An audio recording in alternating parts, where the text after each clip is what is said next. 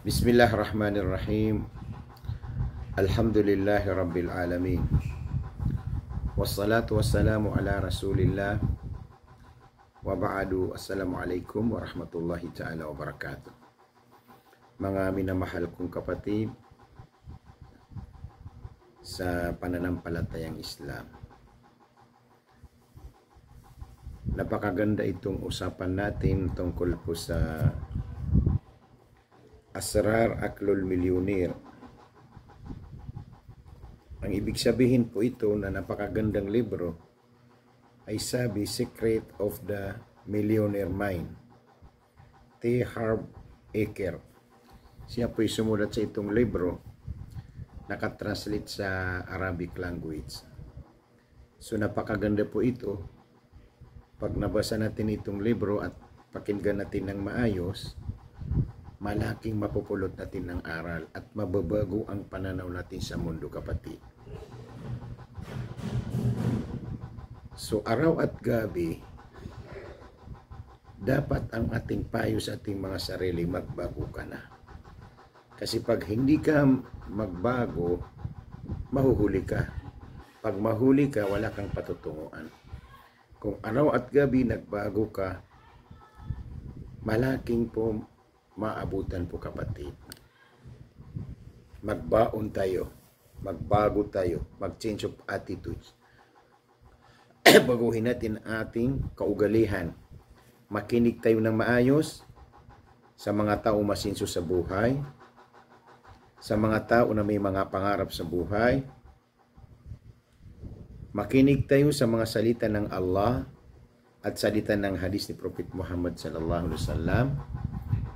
At yung mga tao na umasinso sa buhay para po ma-enjoy natin ang buhay natin dito sa mundo at lalo sa kabilang buhay. Paano po ma-enjoy ang buhay mo? Wala kang skill. Hindi mo alam ang gagawin mo. Yun ang karamihan ng tao. Baliwala sa kanilang oras kasi hindi sila nakikinig sa mga salita.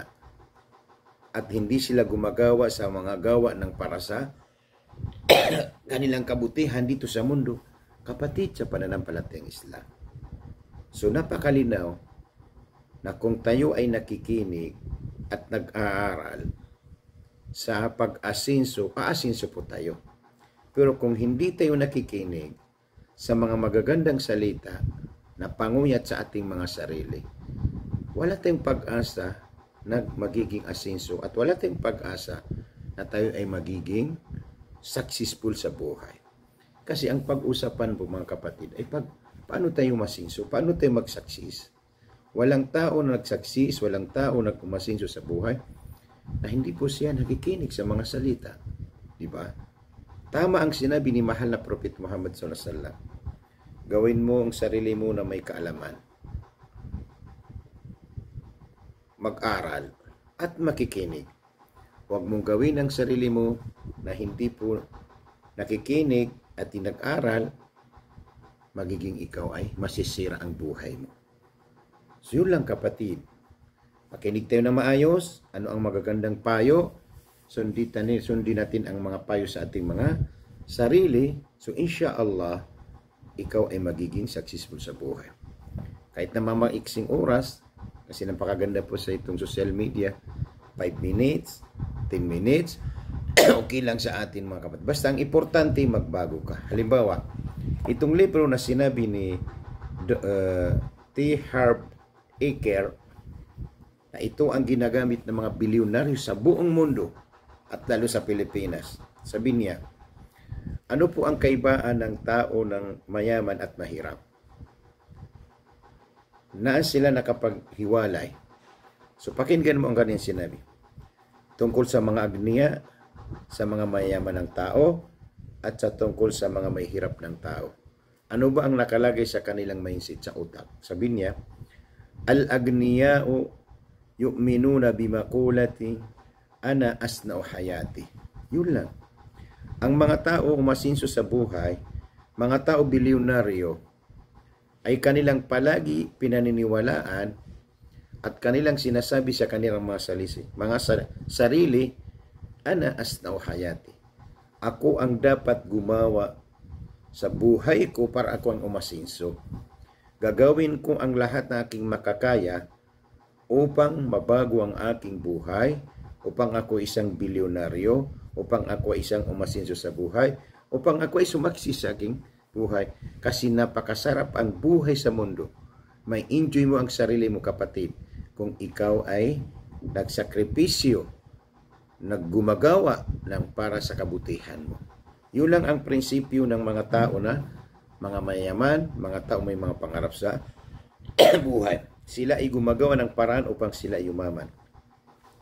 Al-fuqara'u yu'minuna bimaqulati hayati mujarrad musadafatun o musadifatun. Sabi nila, ang mga taong mahihirap, naniniwala sila sa kanilang paniniwala, ang buhay ay parang wala na. Baliwala sa atin lang.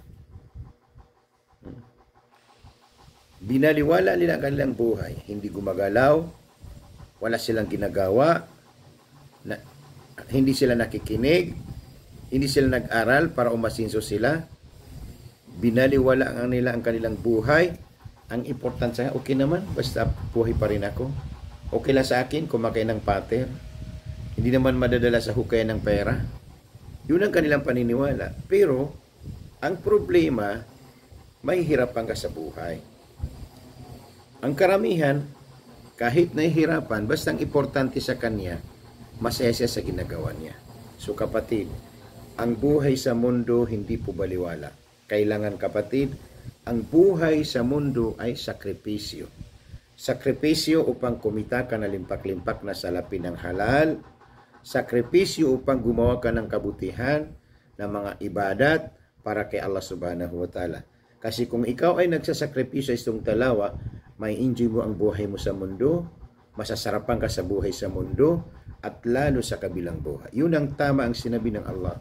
Ating panalangin, Allahumma rabbana atina fid dunya hasana wa fil akhirati hasana wa qina adzabannar. O aking Panginoon, ipagkaloob mo sa akin ang napakagandang pamumuhay sa mundo at lalo sa kabilang buhay, ipalayo mo ako sa impyerno.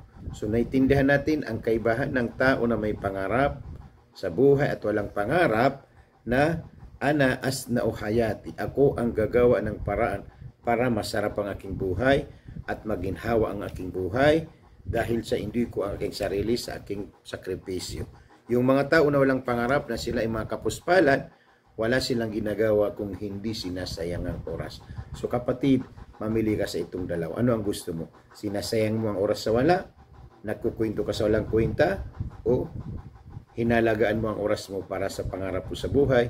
Inshallah sa susunod ay dagdagan po natin itong programa. Tuloy-tuloy po itong tinatawag ng Asrar Aklul Millionaire. Ito ang Secret of the Millionaire Mind. Ilalika fi amanillah. Ma'asalama. Assalamualaikum warahmatullahi wabarakatuh. Ako po si Sheikh Harun Imran Anglain. Bilang isang shaikh, silam nakaskano mga bangsa ko, sulib na haji gusto po gumra. Nadigan rang pagsinabutan insyaAllah. Kay pinulugakan sa Haramain sa Makkah sa Madina. Fi amanillah.